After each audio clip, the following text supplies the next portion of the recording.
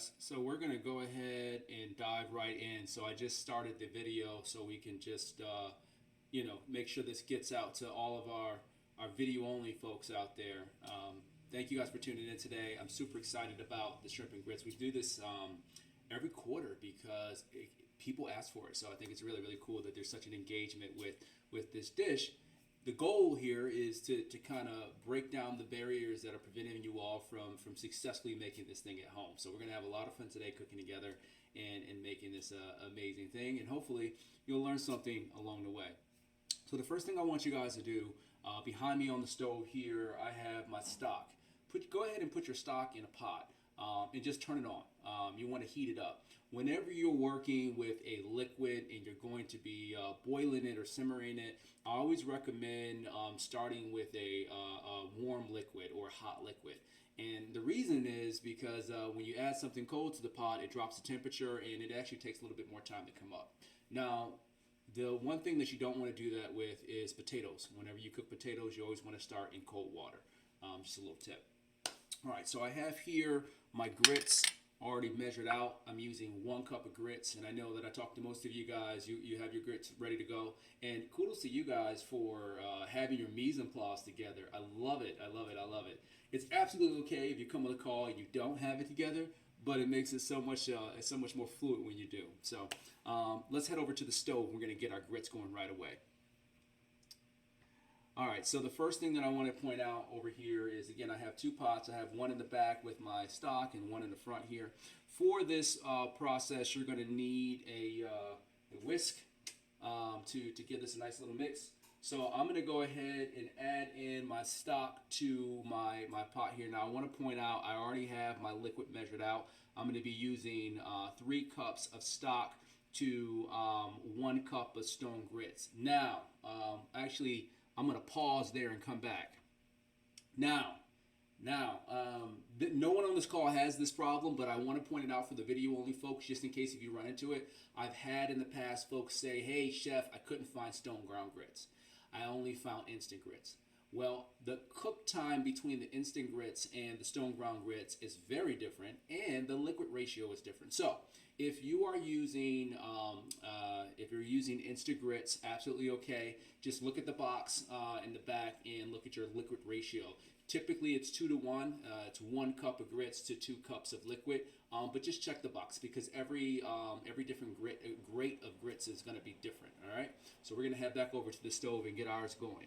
So for our stone ground grits, we're going to add 3 cups of liquid. So I'm going to go ahead and add in my pre-measured liquid here. And I'm going to leave just a little bit of my liquid here in the back. And I want to point out that I am using vegetable stock for this. Now, to add in your grits, go ahead and start to mix this. Get a nice little spiral going. And just pour your grits in slowly, just like that. All right. And I'm going to go ahead and turn my pan on. Now, you're going to need a lid for this. So make sure you're using a pot that you can put a lid on. I've had folks on the call before say, "Hey, chef, I don't have a lid." Foil will work just fine if you don't have a lid. Now, if you're using stone ground grits like I am here, you're going to need about 30 to 45 minutes for them to cook out properly. Depending on your stove, sometimes you can get them done a little bit faster. Now, I do want to point out that here I'm using a medium grade grits, so they're not going to take as long. I don't think they're going to take the full 35, but we'll see. So what we want to do is we want to give that a nice little mix like that, and then I'm going to go ahead and put my lid on them and let them do their thing. Let them cook. Now, I have my heat right now probably at about a medium. If you're working on an electric stove, I recommend dropping that down to about a 5 or 6 and let it go. Now, you're probably going to have to drop it down to a 5 once it comes to a boil because you're trapping the steam in, and that's going to allow the pan to stay a little bit hotter and heat up a little bit faster. So we'll cross that boat in a couple minutes and we'll come back and look at it. How's everybody doing? Just give me a thumbs up. Awesome. Awesome, awesome, awesome. Now, I want to start by talking a little bit about what are grits. Does anybody actually know what grits are? Hands? Nothing? No? I see head shaking. Okay, all right. So, for the most obvious part, well, we know that grits come from corn, right? We can all agree there. What's the difference between grits and polenta? That's the second question. So, here's a better question. What is polenta? You guys are so silly. I love how you just kind of disappeared off the camera. Okay, so what is polenta? So essentially the most obvious difference between grits and polenta is that grits use white corn and the polenta uses yellow corn. Traditionally in Italy, when they would make their polenta, the yellow corn was indigenous to the land, so that's what they would use. In the Americas, when you look back on the Native Americans and their use of corn, again, it was indigenous to the land, so corn is a staple in Native American cuisine and in African cuisine, which I'll get into a little bit later. So historically, that was kind of the main reason why they were different in color. It wasn't because people just chose to do them differently. It was just because that was what was available. Now, in depending on how old you are, you might remember grits being referred to as hominy grits, right? And a lot of folks don't know, like, what is hominy, right? So in the 70s, there was a scientist that came up with this amazing process that allowed us to prolong the shelf life of our corn. And the reason why was because corn was a major export. It was being used all over the nation, all over the world. In the South, it was pretty big, to big export for them. But here's the major problem.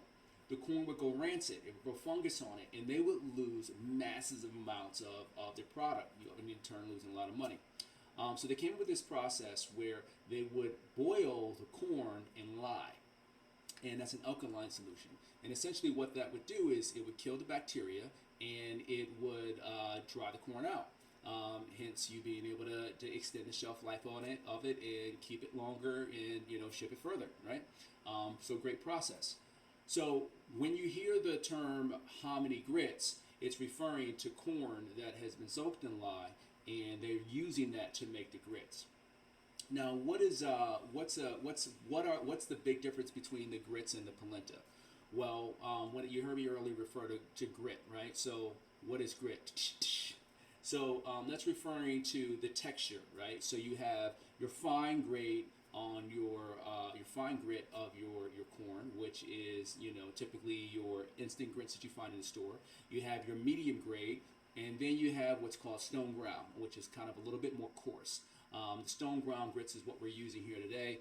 They provide a lot more texture, right? When you refer to polenta, is more of like a medium texture, and that's what makes it so special. But typically grits tend to be a little bit smoother than polenta. Now, another interesting fact is on your corn. So you guys, when you're eating a corn on the cob, what's the one thing we all hate? Nothing. I hate when the corn, the hull gets caught in my teeth, right?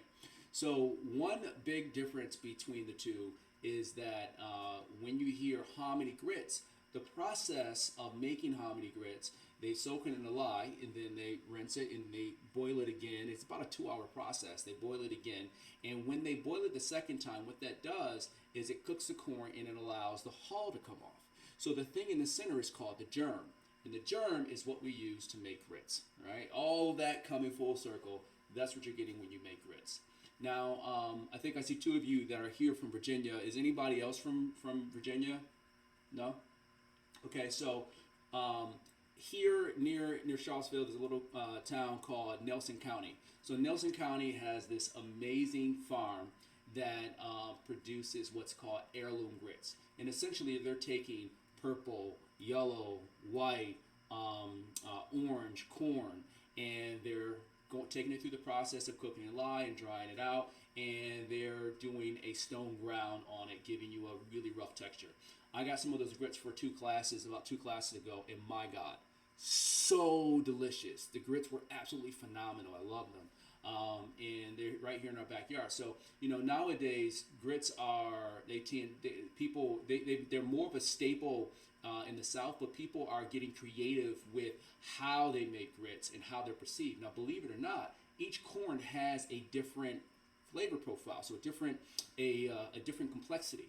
So when you have an heirloom grit, aside from the texture, the subtleties and sweetness and earthiness and minerality is absolutely phenomenal. So I'm going to pause right there for a second because my nose is talking to me. I mentioned earlier I was going to let it go and come up to a boil. I can tell that it's probably cooking too hard. So we're going to turn around and let's look at it together. All right, so let's take a look at this. If you're going to take your lid off, I always recommend using a towel. All right, so look how fast that's cooking. I don't want it to cook that fast. I'm going to turn it down a little bit so it's not boiling like crazy. And I'm going to take my whisk in there, give that a nice little mix. Now there is a little stickage. Not too concerned with it because we did catch it. I'm just going to give that a nice little mix. Now you got to be careful if you're using a shorter whisk like I'm using here because the grits, they do pop and ouch, it hurts. So just be careful with that. So I'm just going to turn that down a little bit. And you can already see the grits are starting to get that really nice creamy texture. I'm just going to mix it a little bit more. All right, take my whisk out and let it go. Now I want to just move my pan so I can show you guys. I turned that down pretty low, right? So right now that's probably cooking at roughly about a 5. I would say a 4 or 5 is where it's at right now. And again, you want it at a 5 or 6, 5 to 6 to get it up, and then you want to drop it down just a little bit with the lid on it to finish it off, right? So we're going to let that finish doing its thing. So we're going to come back over here to the cutting board. Awesome. All right, so some key things that you're going to need to make this dish. You're going to need some bacon and you're going to need some shrimp. Those are key, right? No. So what I always like to tell folks, and this is just a chef's recommendation, whenever you're cutting raw product, I would recommend using 2 separate surfaces. So I have a separate cutting board here that I'm going to be using to cut my bacon because I just don't want the raw bacon on the cutting board where I'm going to be putting garnish on there. I'm going to be cutting my garlic on here. I just don't want that on my cutting board. So I'm going to separate that. So we're going to go ahead and start off by giving our bacon a nice little dice. So I'll cut that in half right down the middle, turn it the long way. Now this is a little bit thicker than the other piece. So I'm going to cut this into thirds. That's 1, that's 2, right? And then over here, I'm just going to cut that in half. Now for efficiency purposes, you could just turn that so it's all going the same way. Just make sure it's nice and lined up. And we're going to give that a nice medium dice. So I'm going to go down right here, little slice, and I want to point out, notice how I'm pushing with the knife, right? Little push, right? Got a little snag there, I'll get that off. Little push, all right? All right, you don't have to push down and like that. Allow your knife to do the work, right? Your knife is pretty sharp, so you want to give it the opportunity to do what it was made for. So I'm going to go ahead and put this over here on one side. Now my shrimp is already good to go. Now I want to point out there's something in the steps that's not in the recipe. I did not put the flour in the recipe intentionally because this dish does not need flour. But if you're looking for a little bit more texture on your sauce, which we're going to finish with this dish, go ahead and add in roughly about a half teaspoon of flour when we're cooking. And you can go ahead and measure it out. I have some measured out here on the side. Again, it's not necessary, but if you're looking for some texture, if you're looking to have a different viscosity of your sauce, adding a little bit of flour will give you a really nice mouthfeel, right? So we have our bacon cut. My mini cutting board has done its job. I'm happy with that. I'm going to go ahead and get some garlic. So here we're only going to need, maybe about a clove of garlic for a tablespoon. So I'm just going to take a little piece right here. Now with the garlic, what I like to do is turn my knife sideways, a little smash, just like that. Take it off, and nice, slow, thin slices, right? Nice, slow, thin slices. Once you get a slice, you should get everything off your knife. Turn your knife the opposite way, go back up, right? This is probably the most relaxing way to cut garlic. I've seen people struggle just to get the outside off. So hopefully this will help you with your technique. All right, so we're just going down like this, A few slices here. Awesome. And I'm just going to go ahead and add my garlic over here on the side. All right. Now, I have some other things over here already measured out. I have my brown sugar, my cayenne, my smoked paprika. Shelly, I know you said that you could not find smoked paprika. Absolutely okay. The smoked paprika is to add complexity. You don't necessarily need it. It's optional, so you're absolutely okay with that. Another tool that you're going to need down the line is a microplane, and that's to get the zest off of our lemon. If you don't have one, again, absolutely okay. You can go without it. It's just to enhance the flavor, all right? So I think we have everything that we need. I'm just going to go ahead and put this over here. And I'm going to head over to the stove because rendering out the bacon, believe it or not, could be a tricky technique. So let's go here and I'm going to teach you guys how to do it. Real quick question. Everybody good? Everybody seems to be following along. You got wine. You need a refill? You good? Everybody's good? All right, let's go. All right. Okay, so over here I have my my pan, and I'm using a medium saute pan for two reasons. One, because I want to make sure everybody can see what's going on in there. But two, which is probably the most important, I want to have some surface space, right? The more surface space you have, the faster it will cook, right? The smaller you have, the more confined it is, the more steam it generates, right? So you just want to make sure you have some surface space. So what I always like to do with anytime I'm about to saute something is I like to take the chill off of my pan. So what we're going to do is go ahead, turn your stove on high. That's the wrong burner. Turn your stove on high. We're going to turn it on high for about 30 seconds to take the chill off of the pan. Then we're going to drop that down to a medium. All right. Now while that's doing its thing, I'm going to just move my towel out of the way and just bring over all of my other goodies here. Now for this process, you're going to need a wooden spoon or a rubber spatula. Either one will suffice. So I have a wooden spoon here and a rubber spatula. Now just, from a chef's perspective, I love to use wooden spoons. So I'm going to go ahead and drop my temperature down now to medium, just like that. All right. And again, if you're working on an electric stove for a medium, you're going to have to turn that down to about a 5 or 6. All right. So I'm going to go ahead and add in my bacon. And you can hear that, right? That's the power of taking the chill off your pan. My bacon has been in the refrigerator all day, so my bacon's very cold. But now that I've heated my pan up to a nice temperature, it's allowing me to not lose any steam when I add the cold bacon to the pan. I'm going to separate that a little bit. Now, here's a misconception about when you're rendering something. And this is a misconception about cooking altogether. A lot of the times, folks feel like they need to do everything on really high heat because when you watch TV, you see the flames and you're like, oh yeah, this needs to cook fast, and you turn it up really high.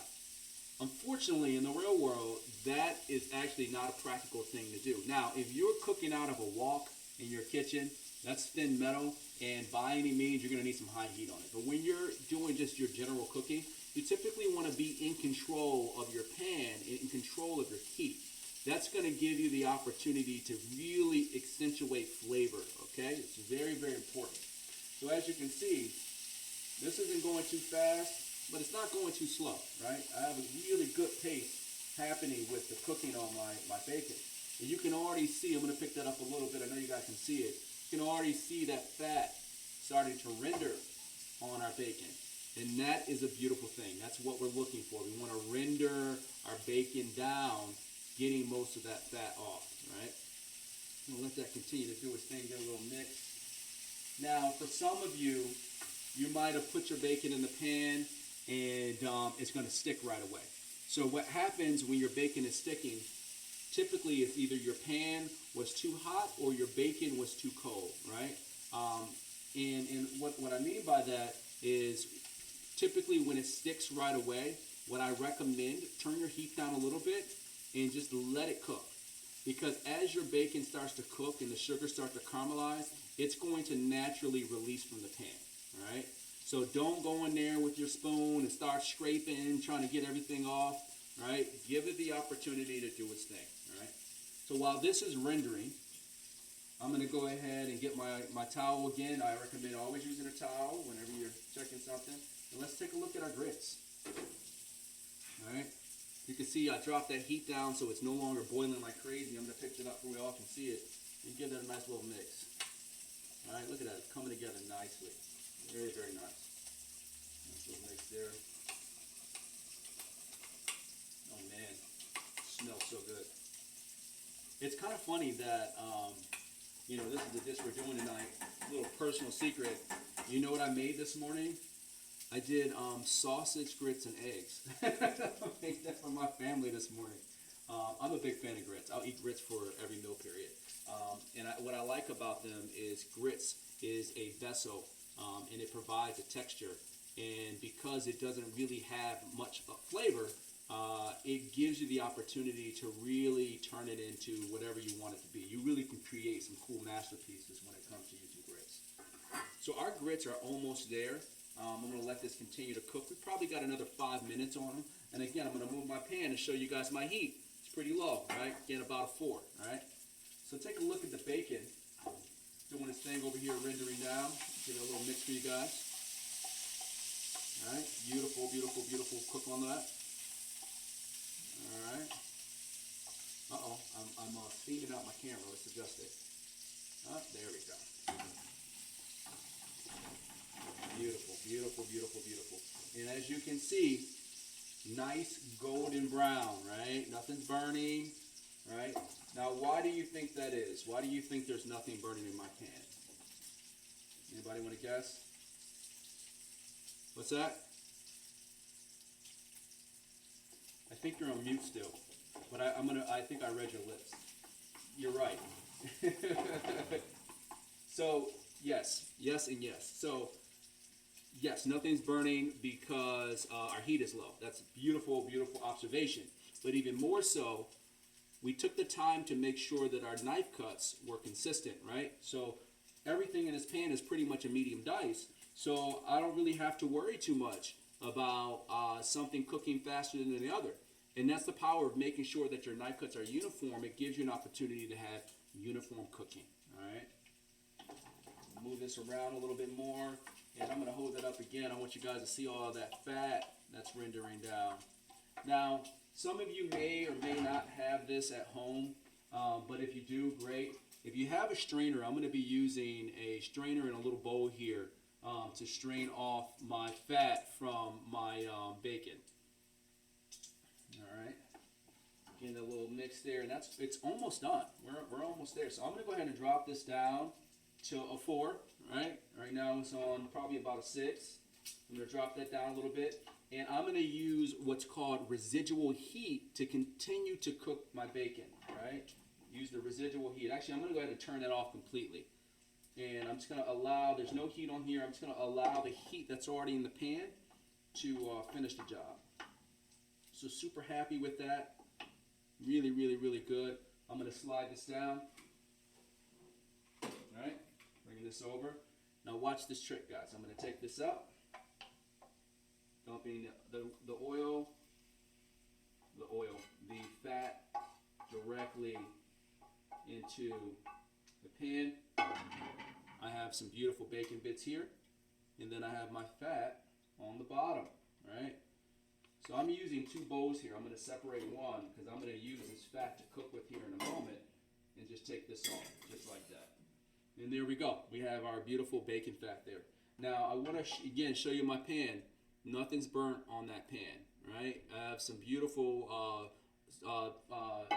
caramelization from the bacon on the bottom of the pan, but you know we didn't lose anything. So that's the goal there. That's what we're going for. So now that we have that there, I mentioned that this was going to be almost done. I'm going to go ahead and remove the lid here. And again, bringing over my whisk, dropping this down, and go ahead and give that a nice little mix, man. Look at my grits coming together. Look at that. And again, we haven't added any love to this yet, right? There's no seasoning in there or anything like that.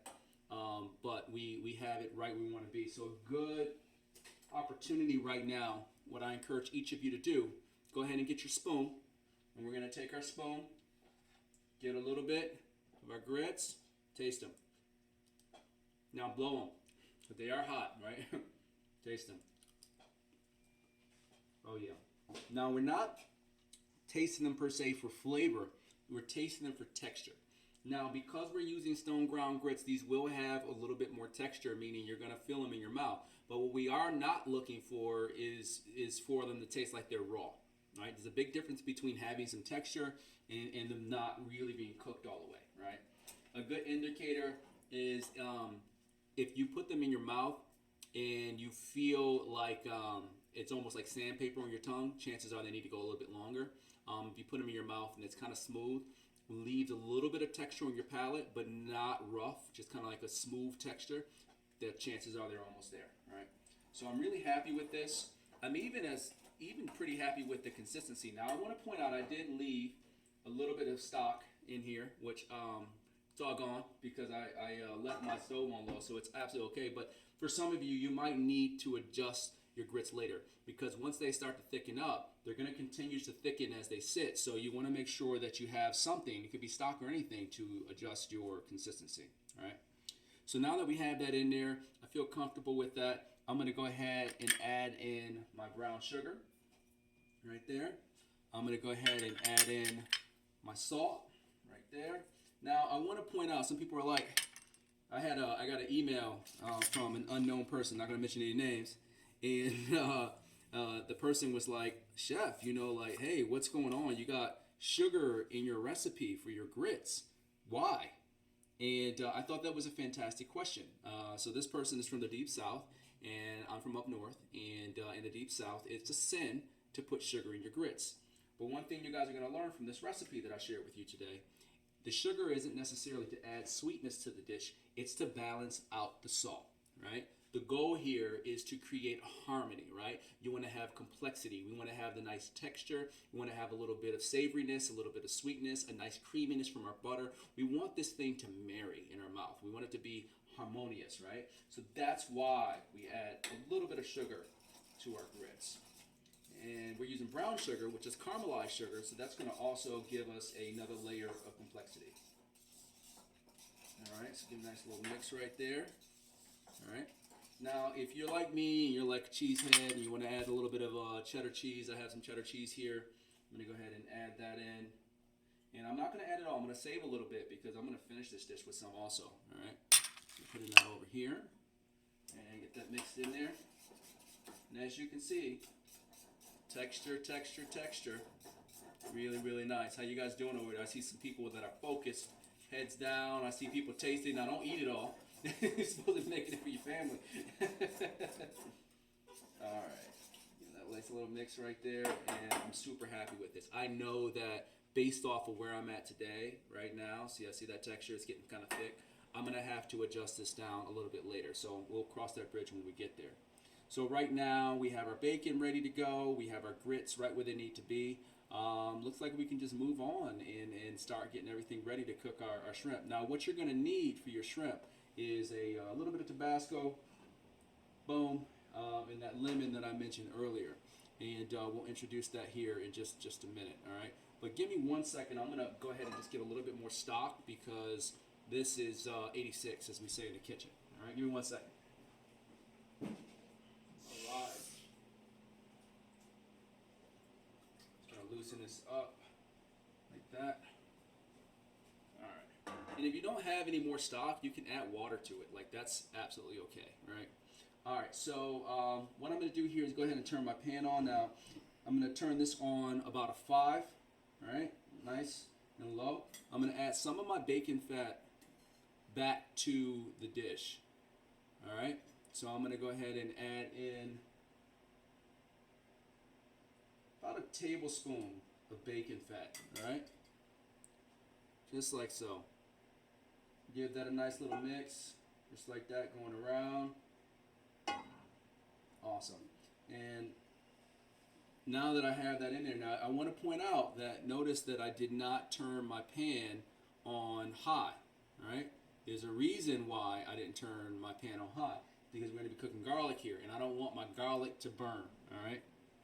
So I have my my flour here. I'm going to have my flour, and then I have my garlic over here on the side also. So I have my garlic, all right? Let that heat up just a little bit. Fantastic. All right, so we're going to start this journey by adding in a little bit of our shrimp first, right? I'll look my shrimp. Just like that. And I'm going to let that shrimp cook out for, it's not going to take long. Right there. Perfect. Right there. Right where it's at right now. Going in with my garlic. All right. Sliding that over. Nice little mix on my garlic. And again, I'm doing all this on medium heat, right? A little bit of my flour that I mentioned earlier, right? All right. The flour is to make a little sauce on here. A little sauce with that. All right. Notice that the flour is soaked in right away. Awesome. Let that do its thing. And notice everything's happening pretty quickly, right? I'm going to go ahead and add in a little bit of my cayenne right on top. A little bit of my smoked paprika on top. And it doesn't have to be perfect. Just needs to be in there. And then, of course, we're going to add a pinch of salt. Give that a nice little mix. Beautiful. So what I'm going to do right now is take that stock, a little bit of that stock, and drop in about a tablespoon. Just like that. And turn it off. Just like we did earlier with that residual heat. I'm going to do that again right now. A little bit more. Like I shorted myself. Just like that. And notice I'm not rushing the process. Beautiful. Take a look at that, guys. Very, very nice. Simple. Not over the top. Now, as I always say, what are we going to do? Go ahead and break it out now. You know how we do it. A little bit of seasoning. That means we got to taste it.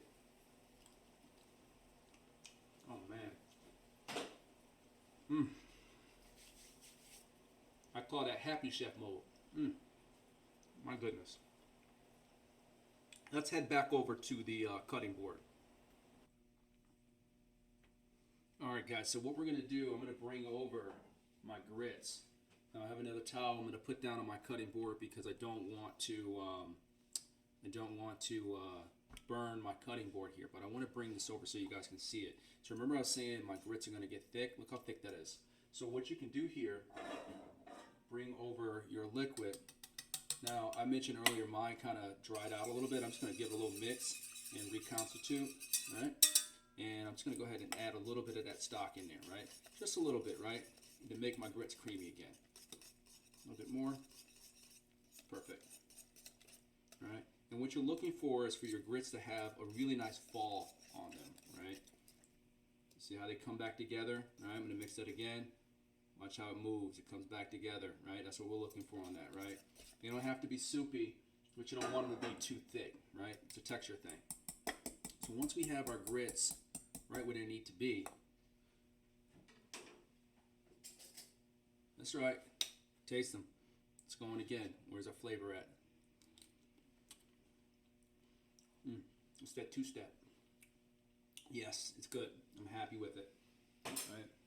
So we have a balance of savory, sweet, creaminess, beautiful texture on our grits, right? And then we have some spice. We're going to have some acidity going on top of our shrimp. I'm super excited to put this thing together, all right? So the first thing that we're going to do to finish off our beautiful dish here, so I'm going to bring my spoon over here, move this out the way, all right? I'm going to go ahead and take a little bit of my grits right down in the center. All right? Now, a lot of times folks look at this dish and they're like, oh yeah, I want shrimp and grits because I want shrimp. But really, guys, the shrimp is the garnish, right? The grits, they're the star on this dish, right? The grits is what make this dish absolutely amazing, right? A little bit more down, just like that. Fantastic. So remember earlier I said I left a little bit of that cheese. I'm just going to add a little bit on top, just like this. Great. All right. Next, I have my beautiful shrimp here. Give that nice little mixer. Remember I was like, oh, I'm going to make a little pan sauce on there. It looks like I lost a little bit of it, but not to worry. Have some of that stock. A little bit of stock in there. just a little bit, right? Just to give me a little gravy, right? I'm gonna take my shrimp, going down right in the center here. You guys are gonna love this. I'm so excited for you at home. Oh, this is one of my favorite things to cook. It just adds so much value to your diet. All right, so I'm gonna go ahead and get a little bit of that sauce that I was talking about on there. All right, just a little bit of sauce, just a little bit more. All right. All right. So here's the creative fun part, right? A little bit of zest here with your lemon. All right, just a little bit.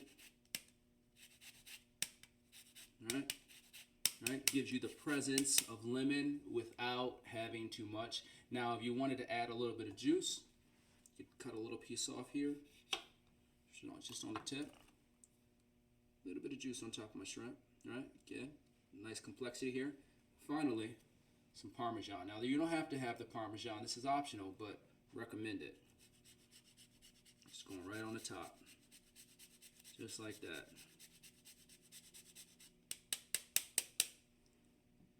And here you have it, guys. Beautiful, beautiful shrimp and grits dish. Not too over the top. Beautiful flavor, beautiful texture. Tastes absolutely delicious. I'm going to take a picture of this here in a minute, so I'm not going to dive in yet. But what I will do is I'm going to go ahead and get some of my grits, piece of shrimp, and let's just make sure, you know, as I say in the kitchen, inspect what you expect.